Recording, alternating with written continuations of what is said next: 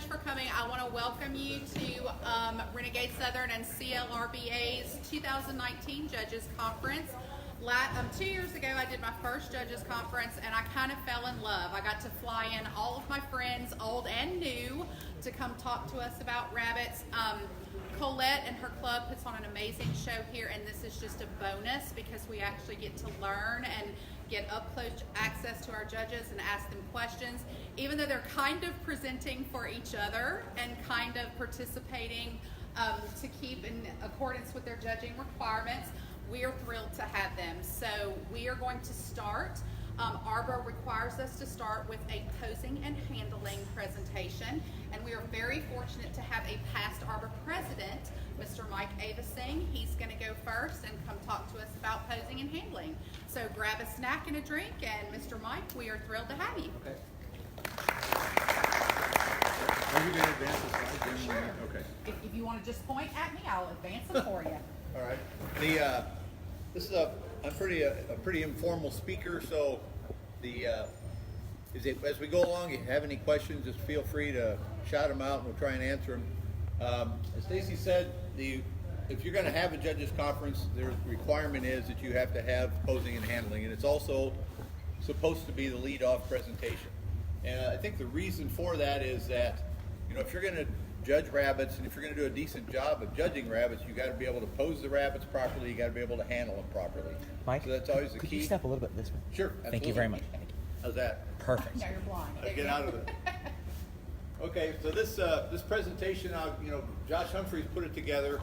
I saw it several years ago, really liked it, so I stole it from him, and I've edited it, presented it several times since then, and it's I think that's a really nice job of explaining what we're trying to do.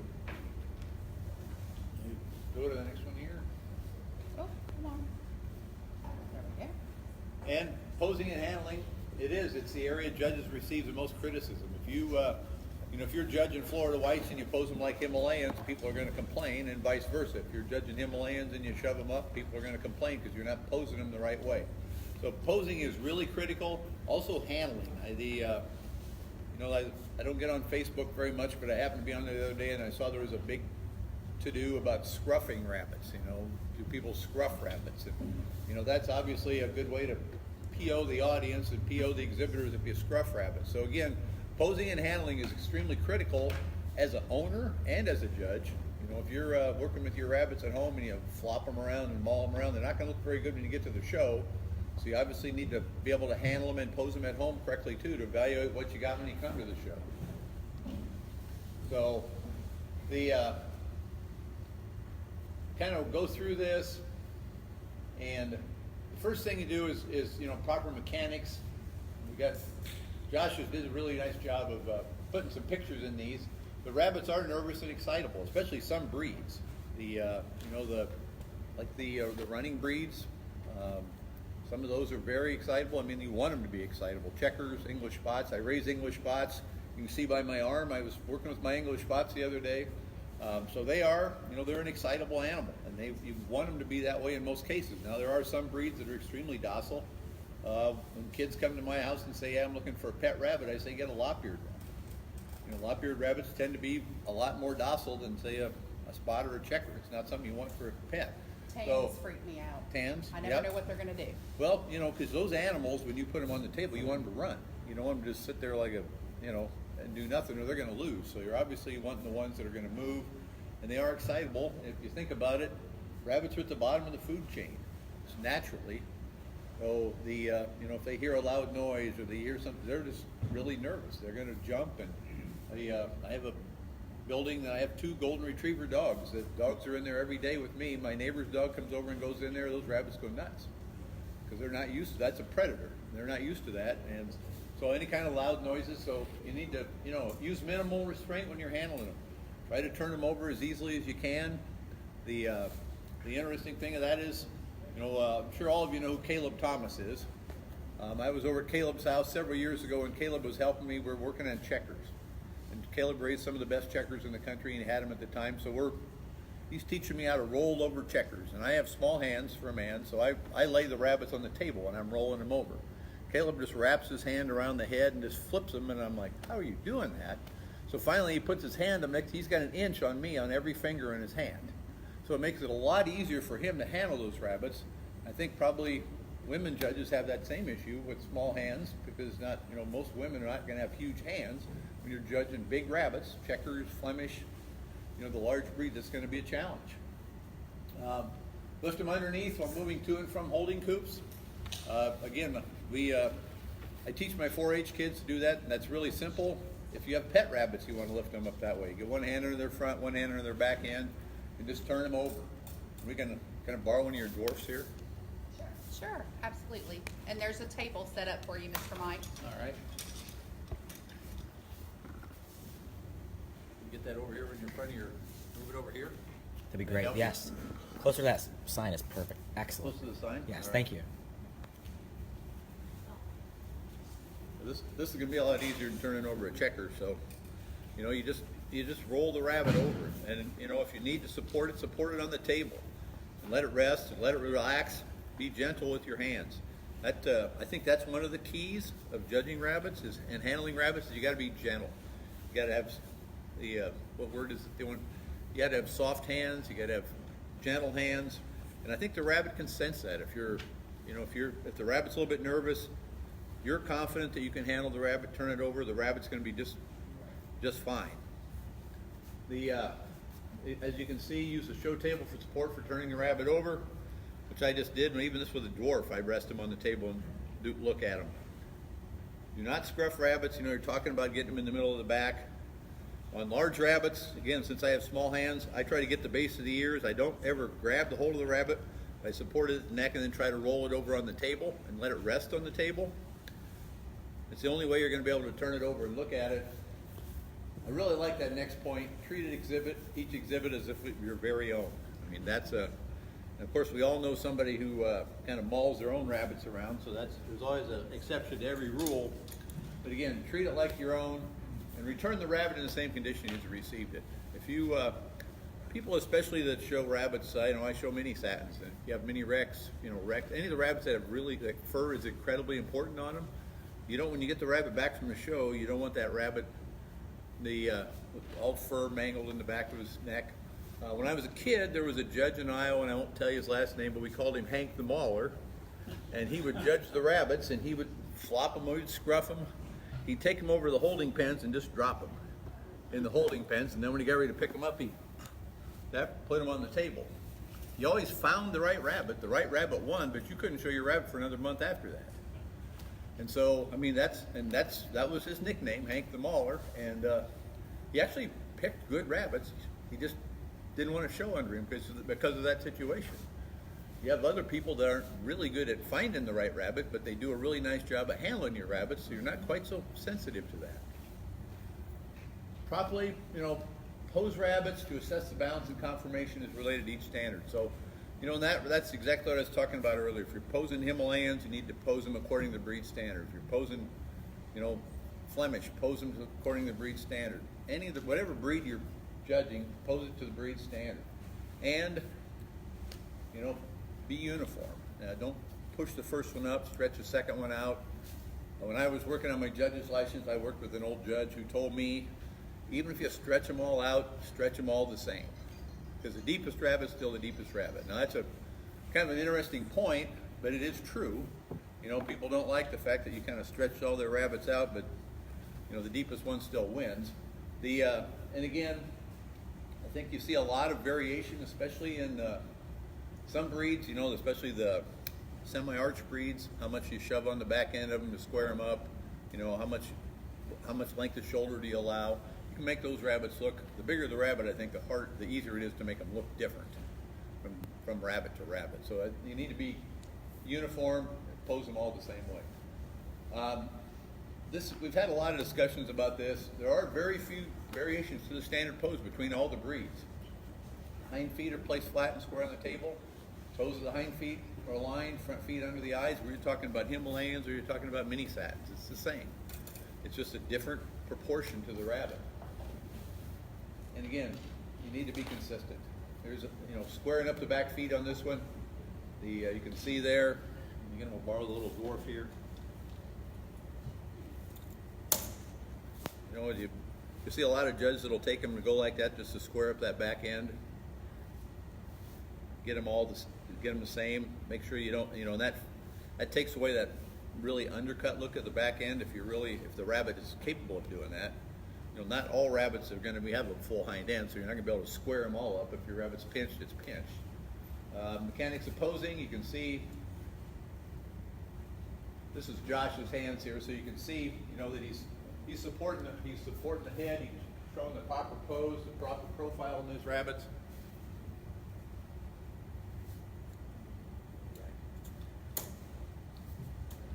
Different body types, semi-arched, compact, commercial, cylindrical, and full arched.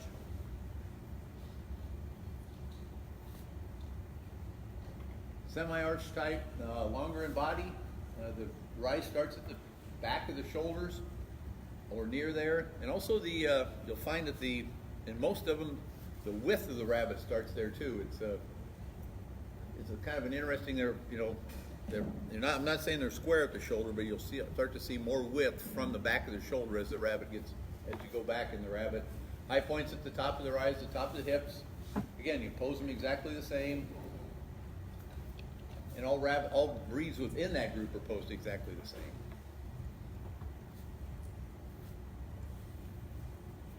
Alrighty. I've lost my mouse, so there we go. Oh. Sorry.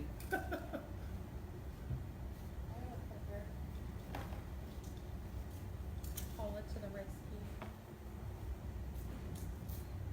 Thank you. I lost my mouse and my clicking my screen.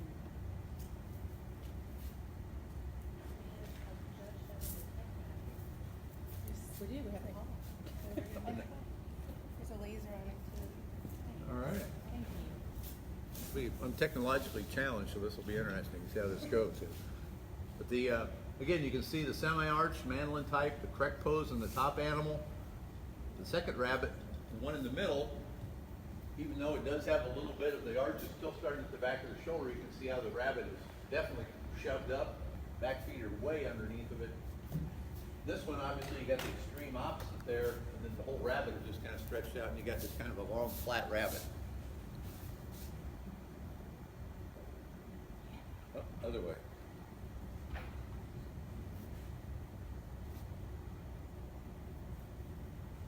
Compact rabbits. And these are the smaller rabbits, the Florida whites, the mini satins, the mini rex.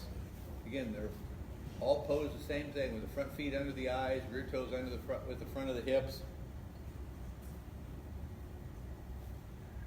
Again, you can see the proper pose on the top animal, top line. You can see the high point right above the foot. I think this is to me, this is something you really see that's fairly common, is the overpose, where they really shove those front feet up underneath the picture here. Those kind of rabbits look really good when you're selling them on Facebook because they look like they're a mile deep. That's probably an off-the-record comment, but anyhow, then you have the underposed ones where they're stretched out, and that really makes that shoulder look flat, even though the rabbit doesn't have a flat shoulder. And again, you want them all. Give them all the same opportunity. Hollands and dwarfs fit in the compact group. They're a little bit different. As we can, the dwarf we had sitting up here, they're up on their front feet just lightly. Again, you set their rear feet, lift their head from under the chin, rest the front feet lightly on the table, and don't hold their head too high. I think in my opinion, the common problem you see here in this regards is that they're stretched up too high. It almost look like they're long-legged, almost like a Brit. The interesting thing about this breed and the Hollands both is kind of dates me a little bit, but I was around when the dwarfs came in, and they used to be rabbits that you kind of laid on the table, and over the years their head mount has just kept getting higher, and it's almost like the head mount precedes the standard. The judges, the breeders started raising them with little heads up a little bit, so the standard got changed to ask for them, the head comes up, but I think it really makes for an attractive animal the way they are now, as opposed to laying on the table with their heads there. Kind of like a little bit of a shortened version of a Himalayan. But again, don't hold the head too high or hold the head down on the table. Again, you can see that's a rabbit with a really nice profile to it. Just resting lightly on its front feet. Again, front feet are squared up, the back feet are squared up.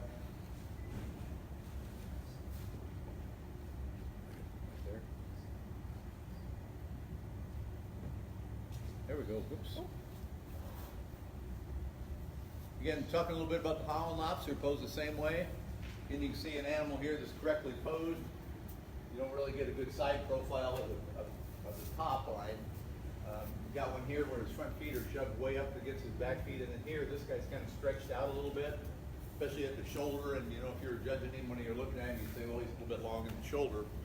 He's actually the same rabbit in all three pictures, so you can see that you can make a rabbit look a little bit different depending on how you pose him and how you set him up.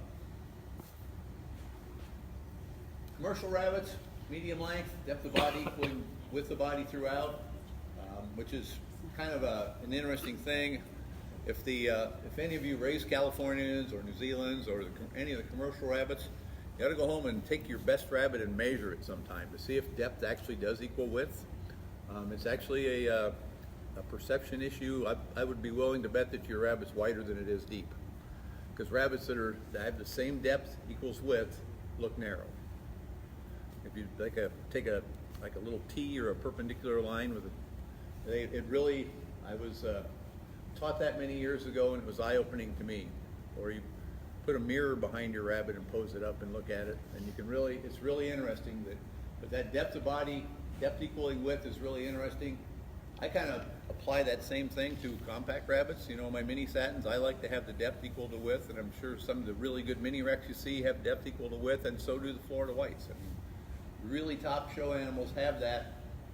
It's not necessarily something you really talk a lot about, but they have it. Medium length, again, you got to have some length of body if you want to have a rabbit that's 10 or 12 pounds. If you make them too short, they're only going to weigh 8 pounds. So you got to have some length of body. That's where you get the medium length. When I raised a lot of the big satins, a lot of times that was the thing when you make a rabbit with a really nice top line, if you don't pay attention to it, they tend to get smaller and smaller. So you lose your size. So every once in a while you got to keep bigger rabbits just to bring the size back up, because it's easier to get a good top line on a smaller rabbit, at least in my opinion.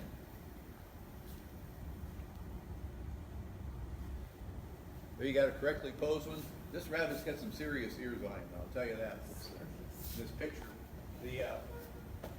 I was also told many years ago that you have really good depth of body if your rabbit's as high as the high point of the loin is as tall as the top of their ears. Now this rabbit would have to be really deep to get the top of those ears, but you can see you got a nice profile on this one. Again, just a little bit shoved up with the back feet on this one. This guy's just a little bit stretched out. Again, makes him look kind of a longer, flatter animal. And again, it's the same rabbit in all three pictures. So posing does really change the look of the animal. Cylindrical, we got the Himalayans here. This is a unique breed or type for this breed. Straight top line, no arched rise. But again, you plant the front feet under the eyes, rear toes under the front of the hips. And you stretch them out, and you want that nice cylindrical profile on them. You can see that we're stretching the animal out to square up the back feet, just like we talked about. Get those hocks flat on that animal. And then, I tend to set the front and then slide the back. Some people do a little bit different, but I set the front feet and then slide the hands back and square the back feet up. The interesting thing about these guys is they're really, they just naturally pose that way. You really don't have to work with them a whole lot. For the most part, the really good ones, they just kind of sit there. I've actually seen people kind of roll them a little bit to kind of make them look cylindrical.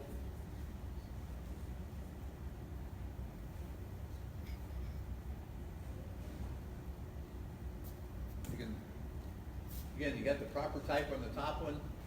The second one is just kind of really, see his back feet aren't square. This guy here, his feet are shoved up too much, and he almost has a top line to him, almost like a Californian or one of those breeds. So again, getting the feet in the proper place and posing them the right way is the proper way to do it. Full arch rabbits, two types of rabbits here. We got the running breeds, you got the posed breeds. The running breeds are your spots, your Rhinelanders, your checkers. The posed breeds are the hares, the Brits. But again, on the posed breeds, definitely on the running breeds, you do your evaluation and you step back and watch those rabbits move, and you want full extension of leg, front feet both square, back feet square, you want the high point over the loin. There we go. Running full arch rabbits. Again, you can see we're kind of trying to show you this from all different angles. You can see the roundness of the rabbit. You can see the legs are square, front and back, all the way through.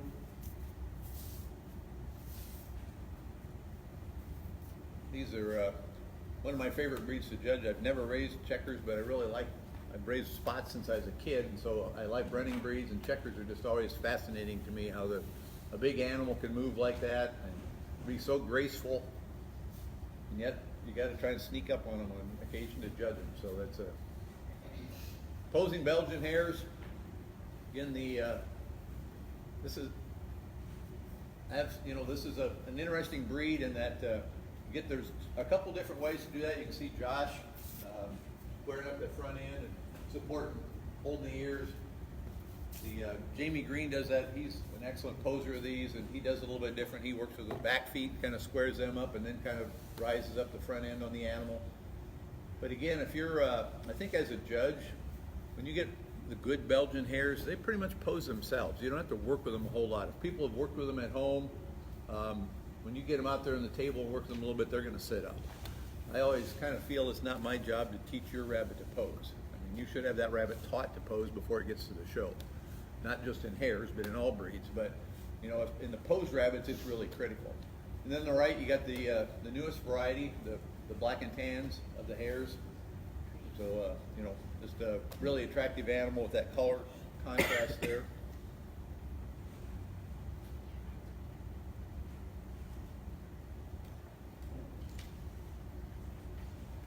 We got the Brits. Kind of three different ways to do those. I've never raised Brits. I know I prefer to try to use the shoulder at the top and try to lift them and square them up a little bit that way. You can get the back end, you can square them that way, or sometimes you can just work under their chin to the back feet and square them up. That's kind of how Jamie Green works with the Belgian hares that way.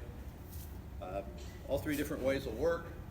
I think to me, again, speaking as a judge, I think the challenge in these guys is if you teach them to pose like this at home, and I'm trying to judge them like that up there, sometimes that gets to be a bit of a challenge because they're not wanting to sit for you where the owner can come right up and go boom and they look perfect. So I think and you certainly can't ask the exhibitor, how do you pose your rabbits at home? You'd be all over your name and be in mud in a hurry. But I think that is one of the challenges of judging this breed, since there are different ways to pose them, is that the rabbit is used to being posed one way, you try to pose it a different way, a lot of times it's going to fight you.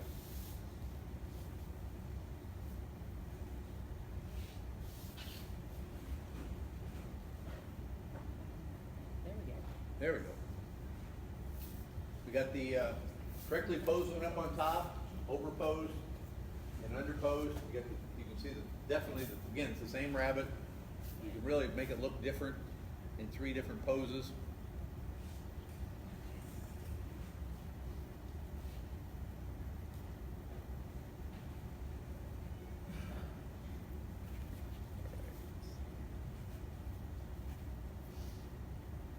Again, this is kind of a wrap up to it. Use minimal restraint, be consistent, return the rabbit to the owner in the same condition you received it. And also, I got another point here. Most of you, I'm sure, are ARBA members. The March-April issue of the DR, there's an article Brian wrote in there about proper handling. It's really got some good points, some really good pictures, kind of follows up on a lot of this stuff. Then the September-October issue, she wrote another article on top line and high point.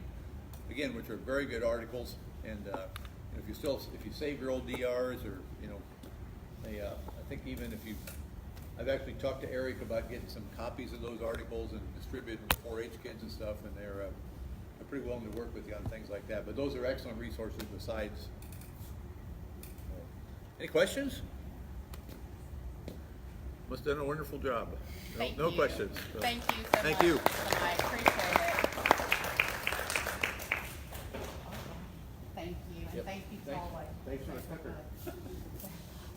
Next up is going to be Mr. Mike Frankie, one of my favorite judges. I always enjoy Mikey, and Mikey is always so willing to help everybody. And one of the reasons I love Mikey is because when you're judging under him, Mikey still acts like that he really likes what he's doing and that he likes the rabbits. And most of my judges that are here tonight act like that as well. So, It's a good act, huh? yes, so you're always good, but you're always kind and you're always professional. And so I enjoy. I'm listening. There you go. All right, thank you, Stacy. Always feel welcome when you're in Louisiana. So judging meat pens is the topic I chose when Miss Stacy asked me to come do this. I definitely feel it's a topic that I'm very comfortable with. I'm from Texas. That is meat pen country. An average size show is about 50 or 60 pens, and 150 to 200 is not uncommon. I've done about 1,500 meat pens judging just this calendar year. So it's the class I judge the most of.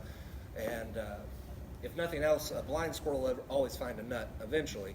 So repetition is always a good thing. Let's see if we can get this started here. All right, we'll start off with the big elephant in the room. Big controversy that we had with the change in the meat pen standard this last edition. So we'll just go ahead and address that. So the weights or any of the standard had not changed in 40 years. Okay, we went for 40 years in a commercial market animal without any change to the weight. Now, when I showed hogs in 4-H, our max weight was always 265. Now, just about anywhere you go at a commercial show, 285. Now, obviously, we're a rabbit. We can't expand with that much rapid growth. There's only so much room to put the muscle on. But 40 years, I think we had achieved enough in our genetic pool to say, yeah, we can maybe produce a little bit more muscle on these rabbits, put a little bit more weight.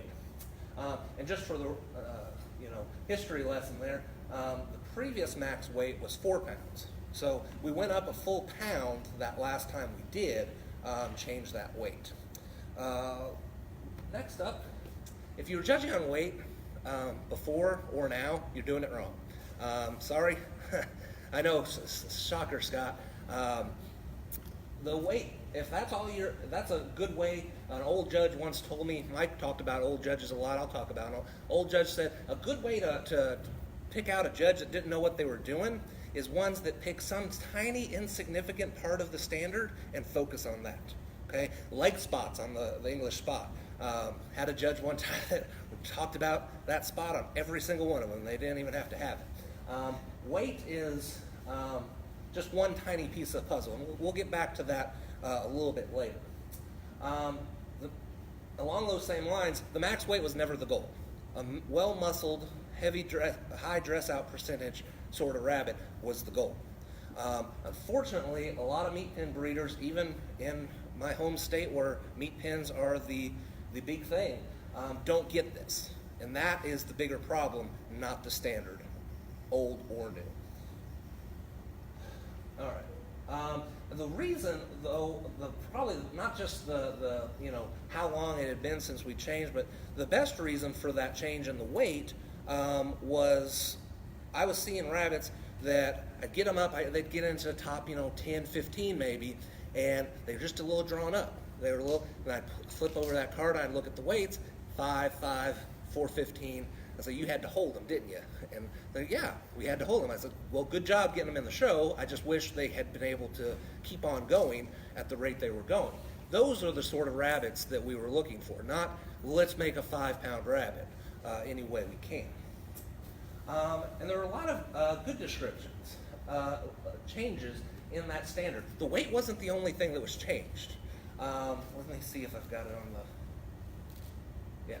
All right, so some things we neglected to notice about this new meat pen standard. The word short and compact was removed.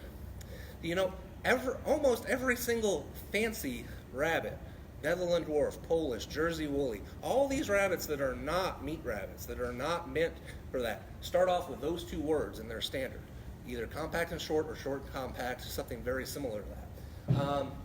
And The reason is, again, if we look at history, history teaches us a lot. If we think about 40 years ago when that standard was revised, short and compact meant a whole different thing. Dwarfs were just coming in, and they were big, like Mike said, they were longer, flatter rabbits. The Polish were great big. I mean, that was it. Until the dwarfs came in and started kind of shrinking things up, the Polish was the little rabbit, and they were way bigger than what we have now. Their idea of short and compact was a little bit different than what we've moved toward now. The word muscle was not in the old standard. Meat pens. Muscle is literally meat while it's still alive, and we did not use that term in the meat pen standard up until this latest revision. Some good things we added for faults, like heavy bone, hide, different things like that, big full bellies in the fault section. Those are things that hurt the dress out percentage. And we'll talk about those a little bit later, but things that were added. Rib cage, chest was talked about for the first time. And we've, as a whole, as the rabbit community, have started to realize the importance of that rib shape more and more in recent years, and so it's definitely a good thing. I tell the kids at the shows, the heart and lungs are in that rib cage. If for nothing else, we need those vital organs to have a good place to work. And it's a lot easier to raise good, vigorous rabbits. All right, so we got all that out of the way. We'll revisit some of those subjects as we go along. So our meat type. Start thinking about the rabbit in cuts rather than shoulder, midsection, hindquarter, front legs, loin, hind legs. These are the pieces that we're talking about. Every part of the meat pen standard can and should be related to a real-world situation of a market animal. Okay, like that rib cage, easier to make them healthy. That's a way we can be a better producer of rabbits if we're thinking about real-world situations.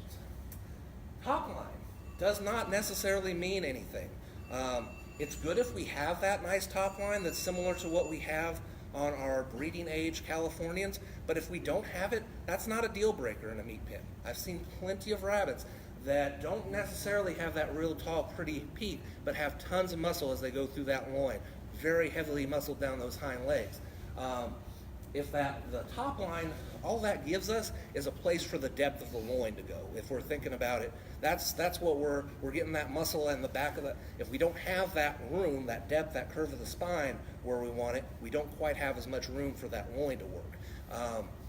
Again, it's a good thing, but not going to kill them on it. Inside the hind leg can carry just as much muscle as the outside, or more.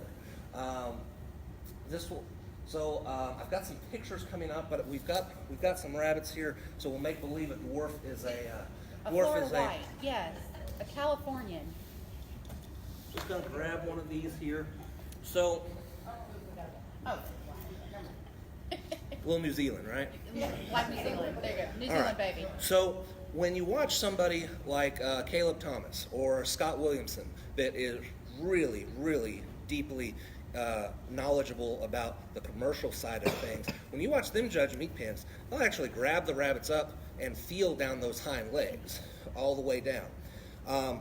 This feels weird though, if we're judging, if we're used to judging every other breed of rabbit, and it'll feel really weird doing that in front of people that don't know you know what you're doing.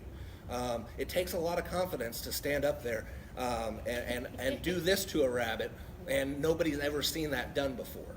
Okay, so I came up with a little bit more discreet way of doing it.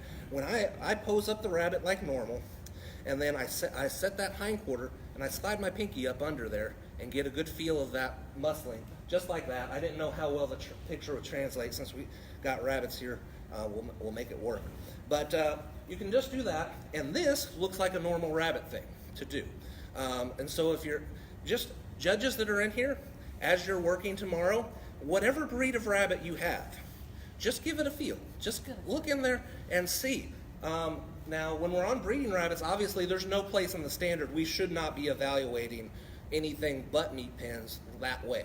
Okay, I don't want you to pick your dwarf hoto or your American fuzzy lops out by muscling. But if you do that, you'll see the differences. And if you see the differences, you'll start to realize how important and how big of a difference it can make on the meat pens where it does actually matter.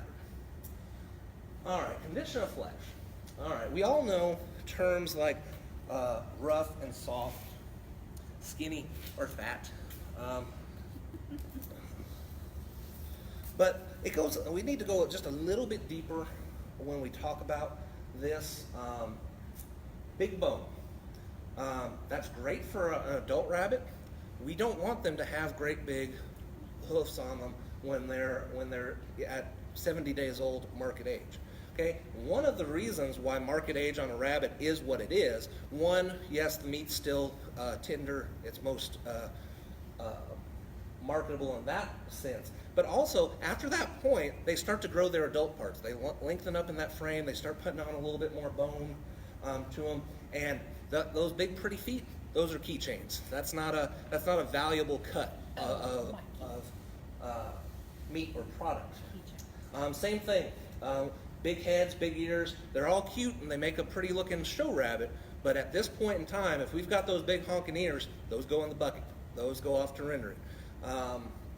And the thickening hides, again, that's stuff, they're growing their adult parts, as Caleb says. They're starting to get into adult rabbits mode, and we don't want them there when we're evaluating for meat pens.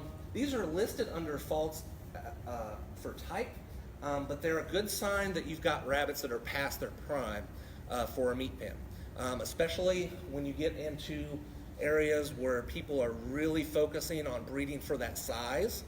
They may be cheated a little bit, okay? And we start getting these longer, rangier rabbits, that bigger bone, that softer, thicker hide. Those are good signs that maybe they're a little bit older than they should be for that particular class. So I think even though it's listed as a fault under type, I think it definitely ties in with our condition very heavily as well. And we got some pictures here, just showing, these are just my niece's meat pen. She raised 6-7 rabbits for her pen at her county show. So I wasn't working at this point with very many animals, but you can see there's a slight difference. Does this have a pointer on it? I think she said it has a laser. Follow them after a laser. Which button? We should have a laser. There we go. Oh, perfect. All right. So we can see there's a little bit of difference on the thickness of the bone here. We're getting a little bit heavier foot on this one than over here. An interesting comparison though, those loins that are on them match up to the rabbit that the bone is on. So if anyone tries to tell you that you have to have a big boned animal to put that muscle on, not true. Big thick loin here, tapered as it goes back here. This rabbit, it might not be by a whole lot because again, these were probably litter mates that she got from her breeder, so they're pretty close.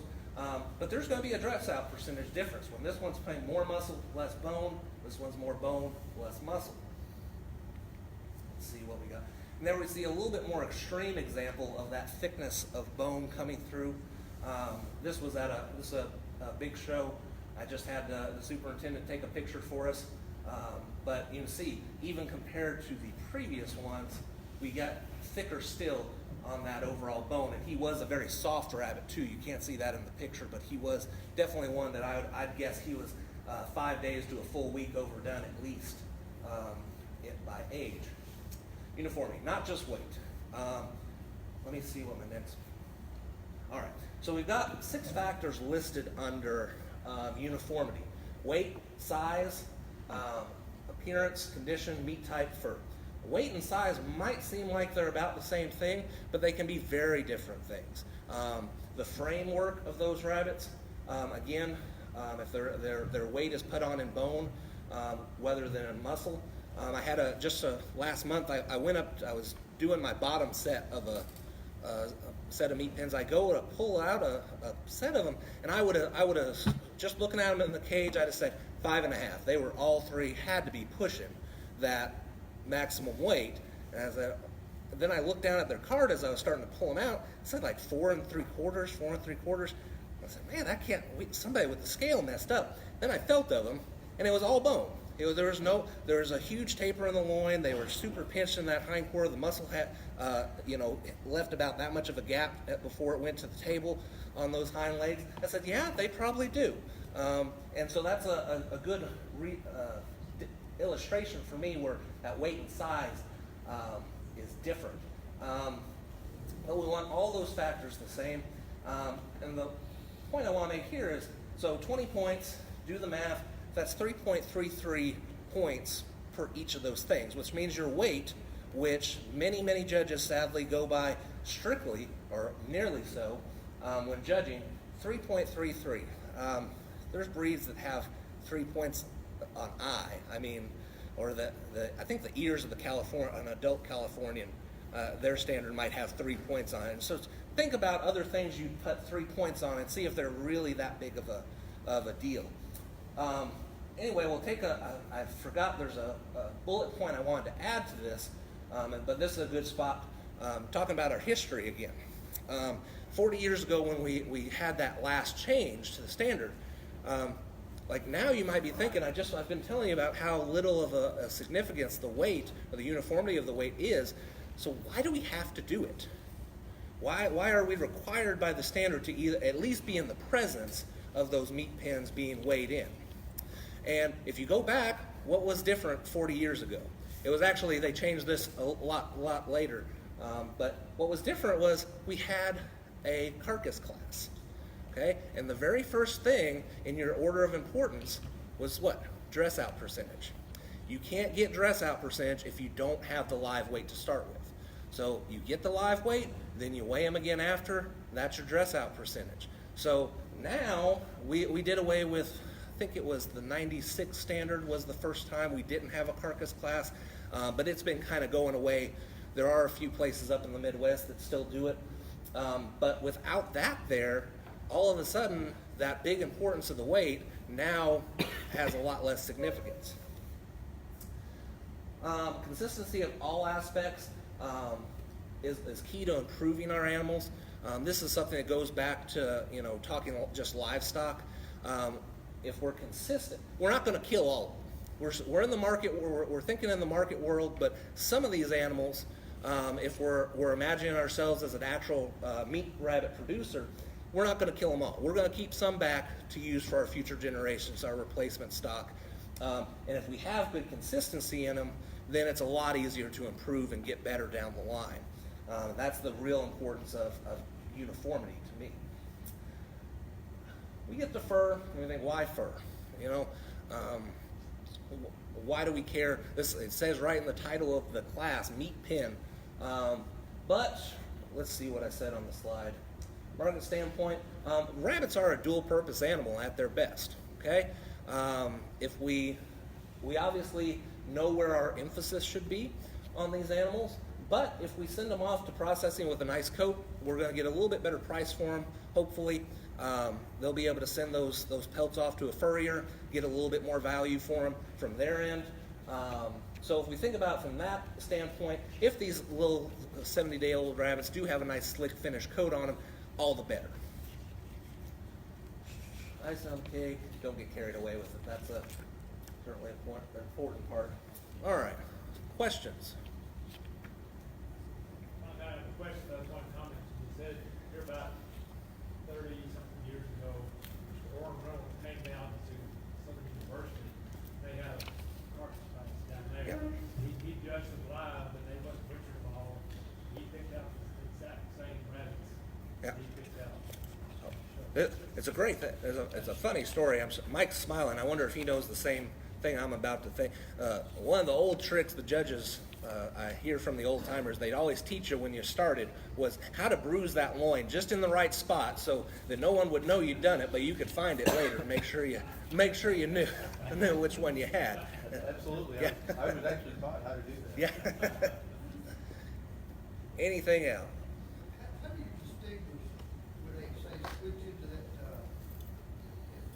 change where you talk about they kind of like go over into the hide and sticker and they start developing their form, things like that? Most of the time we see it first start to show up on the fleshing, the softness to them, but it just takes some time of getting used to looking at a bunch of animals and seeing, okay, these ones are getting a little bit longer framed, a little bit heavier boned, and after you do it a bunch of times, at first Go out and look at your rabbits at 70 days old, and or 80 days, you might not be able to tell a whole heck of a lot of difference. But after you go through hundreds upon hundreds of these rabbits, then you'll start to see those more subtle differences, and then after a while they start to become not so subtle to you. But that softness, that soft feel is usually the first way that they go over conditioned.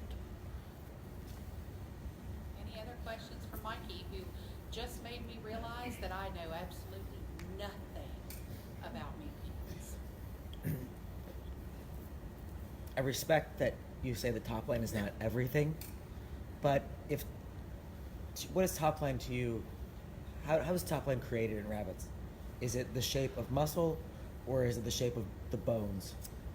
It's a little of both, certainly. I didn't say it's not important, or it's not, or that it's completely unimportant, or whatever.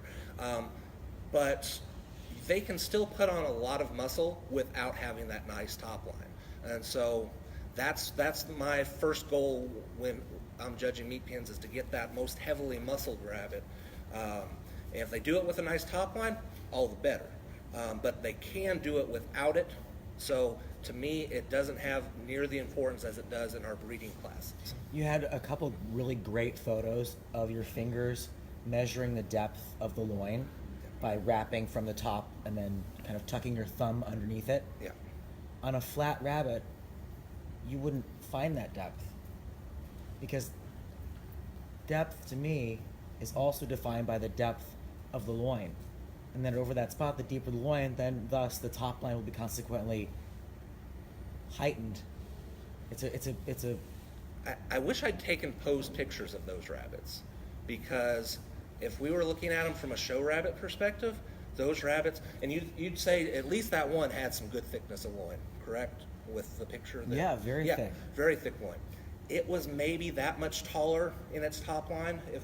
It had a little bit more depth, and in the way we're thinking about standing back and looking at that top line, but those would not make good showy rabbits.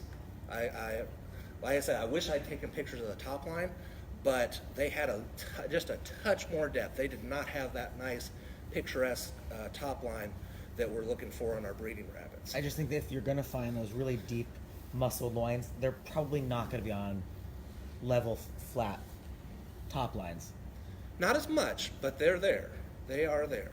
That's again, we're not near as far off as it sounds like, and what we're going for. But I do think that top line on a meat pen maybe just a little bit lower down in the importance. And I'm not disagreeing there. I just think that if you really had a very deep loin, Absolutely. that it will have a relationship with the top line Right. that's in a positive way, that you're going to see shape and top line like we're seeing on bests of breed Californians at conventions in Right. New Zealand. There definitely is. So that there just is because some it does have a correlation. good top line doesn't mean that as a judge you should go, well, maybe I should second guess myself because it's No. not that important. But if you see that good top line, I see a good top line that's made of curve of the spine too. That's where I think you still need to get in there and measure.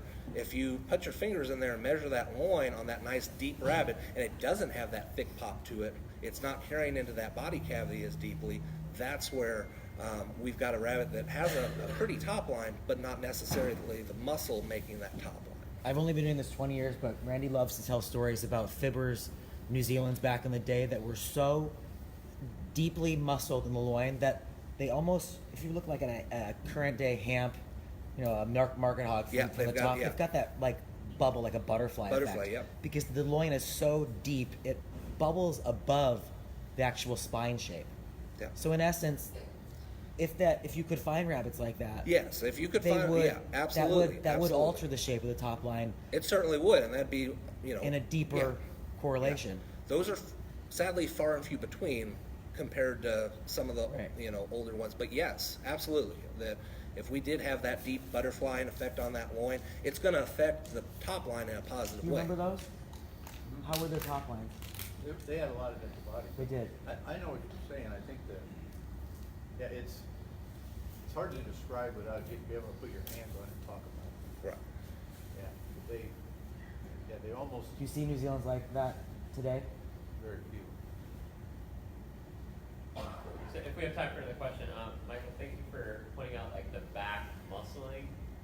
So when you find animals with that inner thigh strong muscle, what do you do? What is it your thought process, and how do you then evaluate the class? Or what do you do with that group of 3 that have that high, I guess, strong inner thigh muscle? Well, I mean, it depends on what the rest of the rabbit looks like, because sometimes that's the only place they have muscle. When I'm going through and feeling of them, I've seen some very tapered loins, some very what we'd call undercut or pinched outside of the hindquarters, and still have a pretty good amount of muscle on that inside. So it really all depends. I definitely, take them a step up when they've got that high degree of muscling, but the rest of the rabbit is pretty detached as far as relation of that to everything else. So it's gotta depend on the entire package. I don't think I can have a straight cookie cutter answer for that question. And Mikey, I think we had one more question, Mr. Randall in the back. Mr. Randall, did you have a question? Okay, just, you know about, Texas been big in the state and everything. 75% of our shows are in Texas. And 4 to 6 years ago, you go to Texas, you have 80 Californians in a breeding show. Now, in the past 3 or 4 years, you might have 20. And the excuse is that the reason I don't show California anymore because I race big man type races. What is the difference when a big man type using doe and a show? When they're reaching their maturity, when they're reaching their show peak, there's besides the top line, there's still a lot of similarities between our meat pen rabbits and our adult Californias. We still want heavy muscle. We still want depth. We do want depth of body, roundness of that hindquarter, firm, solid flesh all the way through. But meat pens, we're aiming for them to do it at 70 days old. If a rabbit is prime at 70 days old, it's not going to be a prime show rabbit at 5.5, 6 months. They're going to overdevelop in the shoulder. They're going to start getting softer. They're going to be very flat compared to our rabbits that are show type. It's not really a different type of animal. It's just we want them at peaking at a different time. That's why our Californians around us have a lot of coarseness to their coat. Our meat pen rabbits, if we've got a slick coat on a meat pen at 70 days old, that guard hair, by the time they get to an adult coat, is going to be so overdone. They're going to have a super thick, heavy guard hair, and we see it all the time. But there's not a whole lot of difference, except we're aiming for them at a different age. But these California breeders breed their guide book and developed it. California said there is only one type. There is not a big type and there is not a show type. There's only one type of California. Right, and I think you're talking, if I understand correctly, I don't think you're really disputing type. I think you're talking about development. Right, And the right. age. Yeah, okay. Yeah. Okay, well. I just, Any other questions for Mikey? It sounds like he needs to teach a class on this. All right, thank you. All right, thank you. Miss Paula Courtney is somebody that I have had the very pleasure of showing under a couple of times, but I haven't got to spend a lot of time with her. So she very graciously said yes quickly that she would present for us. And Miss Paula, if I could make a quick announcement, if you have a gray Chevy Trailblazer with an Arkansas plate, you need to move your vehicle, Louisiana plate, or a silver Nissan Pathfinder with a Texas plate. You are actually blocking some of our RV people. So if that applies What was to the first y'all. one again? Do what, honey? What was the first one again? A Chevy Trailblazer with an Arkansas plate. All right, so Miss Can you Paula, present if right you now? will take it away, and after Miss Paula, we will let you guys get a refreshment break, and we have lots of good snacks for you. All right, so we're going to talk about dwarf photos. So this is the standard. We'll jump right into it. So you can see 65 points is on general type. So making that up is the body, the head, and the ears. So you'll notice up here, head and ears are worth the same amount, and body is worth 35 points. So body is the most important, but head and ears are also important, and you can see from down here, 15 points is also the same allocation for markings. So what we don't want to do is look at this breed, see that it's a marked breed, and then be judging them solely on their markings. That does happen. It's very frustrating as a dwarf photo exhibitor. And then fur is worth 10 points, and color and condition are each worth 5. So I've got some different photos up here. Body, like we mentioned, is 35 points. It's described as short and compact. Uniformly wide from shoulders to hips, so similar to a dwarf, right? You're not going to see the same type of taper that they call for in the Polish standard. So you want uniform width from shoulders to hindquarters. Hindquarters should be well rounded. You can see from this photo. And then adequate depth, showing a gradual curve. So you can see here you want a gradual curve and highest point over the center of the hips, or over the hips is what the standard calls for. So A and B are showing some pretty well typed animals as far as body. And then figures C and D over here, you can see this one's very narrow at the shoulder, shows too much taper. The high point is too far forward. It's very long in overall body type, lacks some depth, and very pinched in that lower hindquarter as well.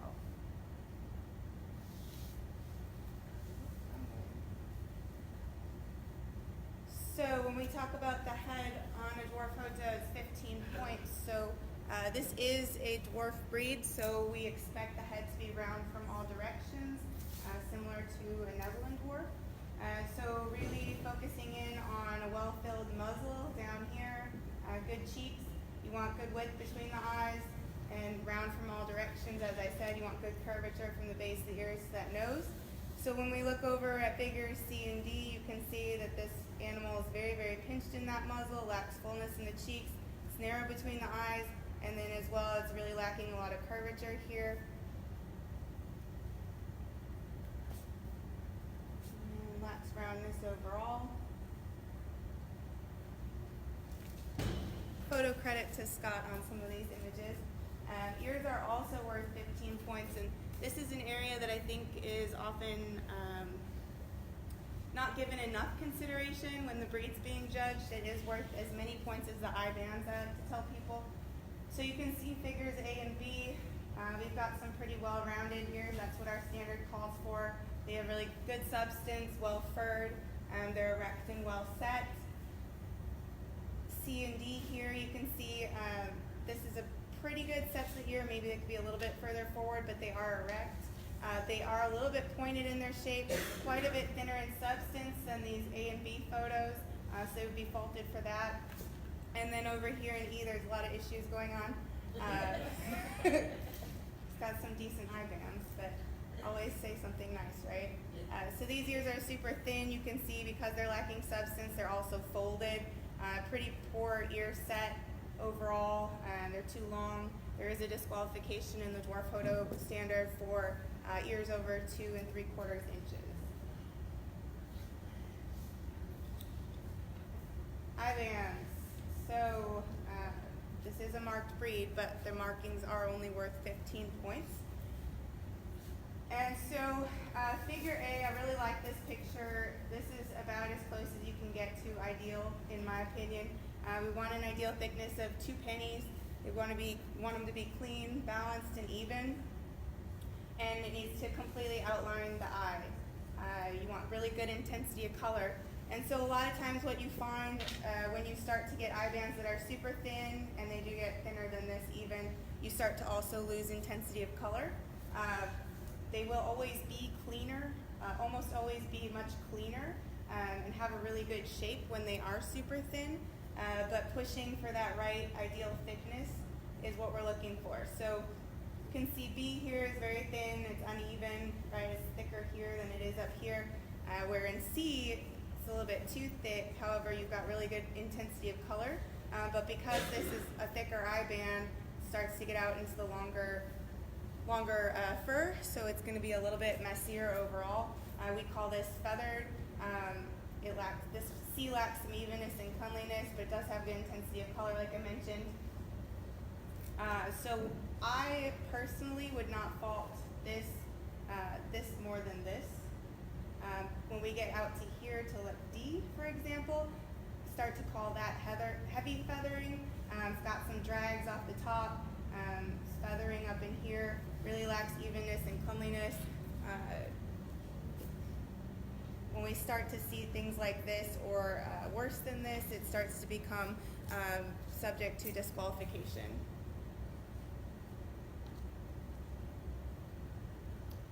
So we'll talk a little bit about disqualifications because this is something that I feel is missed a lot, but there's a lot of different disqualifications that happen in this breed. And we'll kind of go over some of those. So this is what is spoken about in the standard. It is a breed that gets disqualified for the presence of a dewlap. Like I mentioned before, ears over 2 3/4 inches. And then any spots of color in areas normally without pigmentation. So that's anywhere on the body that's supposed to be white. And then also DQ for incomplete eye bands and eye bands with heavy feathering. So when I'm judging these, I kind of go in this order, but I check everyone. So you want to first check behind the ears for black spots. I just fold them forward. Behind the ears is a really common area. You're going to find black spots on this breed. Also checking the edges of the ears for small black spots. It's pretty common. Some people call them fly bite spots. And then along the spine, or really anywhere along this spine, generally it's in the second half of the hindquarter, you can find hip spots. And then also you can find black spots on the tail, haunches, or even the heels of the rabbits. Do you find that they get those sometimes? I had a beautiful doe that I loved, and as she got older, she got one of those little, along the edges of the ears, a little black spot. Usually those come with age, yeah. Oh, okay. Is it an injury or just kind of comes? No, my opinion is that it's genetic. Same as freckles and nose spots, those a lot of times appear with age. So then we're always going to check the eyes for marbling and blue spots. It's very, very common, similar to the Dutch breed. And so I've got some photos later in the presentation to show an example of what that looks like. And then you, while you're checking the eyes, you can also look at the eye bands, make sure they're the correct width, make sure they're complete, and don't have heavy feathering. Then I always check the nose, the lips, for spots and freckles.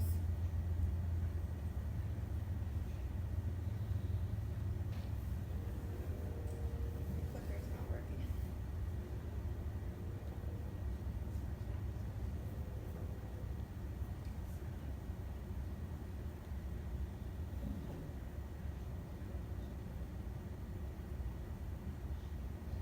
What is going on? Okay. This picture looks a little bit blurry up on the projector, but you can see here this is an image of what an eye spot would look like. They can really be anywhere around the edge of the eye. Sometimes it's that the eye is marbled.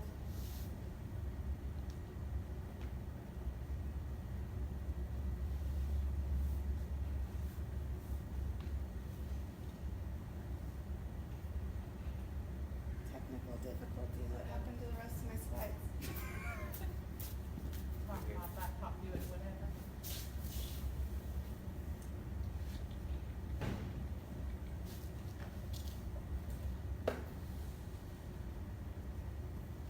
And if you want to, so you just press the arrow keys and it'll work.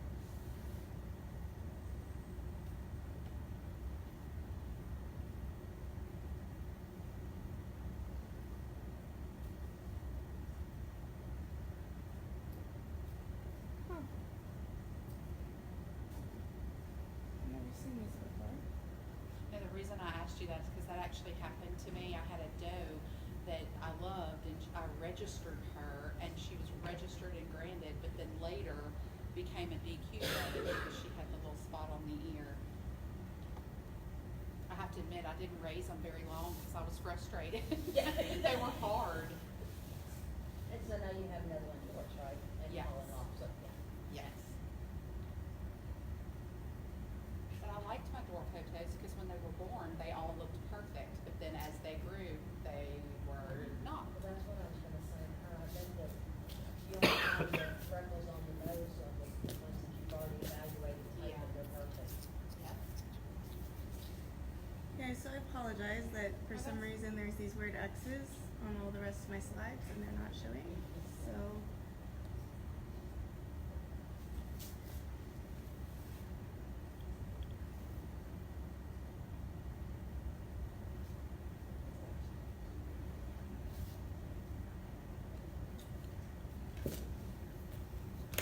So I had some more pictures of examples, but the computer is not recognizing my slides for some reason, so I can kind of talk about what else those pictures were.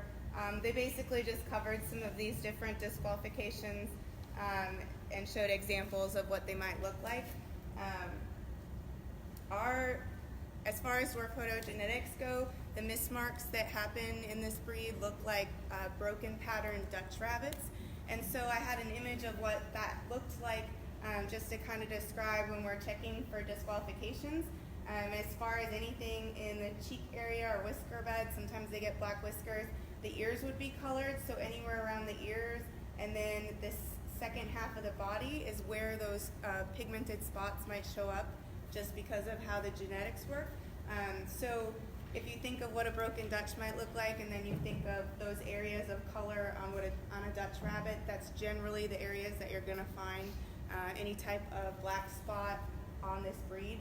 And then also the nose freckles, lip spots, any type of pigmentation on their face other than the eye bands is also a disqualification. Does anybody have any questions? You did a great talk last year in Stockton on the Blanc Toto, and you talked about the color of the eyelashes. And it was like kind of mind-blowing to everybody in the audience who'd never thought about eyelashes in a Blanc Toto. You didn't talk about it tonight. Is there a reason, or are there similarities? It's because the dwarf photo standard doesn't have that same language in our standard versus the Blanc. So in the Blanc standard, ideal would be colored eyelashes as well. That language isn't in the dwarf photo standard. So. But if you have a thickness of 2 pennies around the eye, you are going to have dark eyelashes. Do the That's a breeds good have the same question. fur? It's rollback coat, but this coat doesn't have the unique frosty sheen that the Blancs have. So. Do you find it hard to raise a marked breed? Like, when you have babies and you look at yours, do you keep like sports and things sometimes to breed, or? Yeah, in an ideal world, you would prefer to not keep mismarked animals for breeding, but I do. Always type is first for me, so whatever has the best type, I will use them. When you understand the color genetics of this breed, you can make decisions on how to get more marked babies out of litters. So just having that knowledge allows you to utilize some of the babies produced that have mismarks, because obviously there are a lot of breed-specific disqualifications, and so it's also a dwarf breed, so we deal with max factor and peanuts, and it can be a very challenging breed to raise. What's your number one criticism about the breed being judged? So I guess the most frustrating part is when they get judged solely on eye bands, because we kind of talked about the breakdown on points. But there's a lot of variation, and I could have talked about it more as far as posing of the breed also.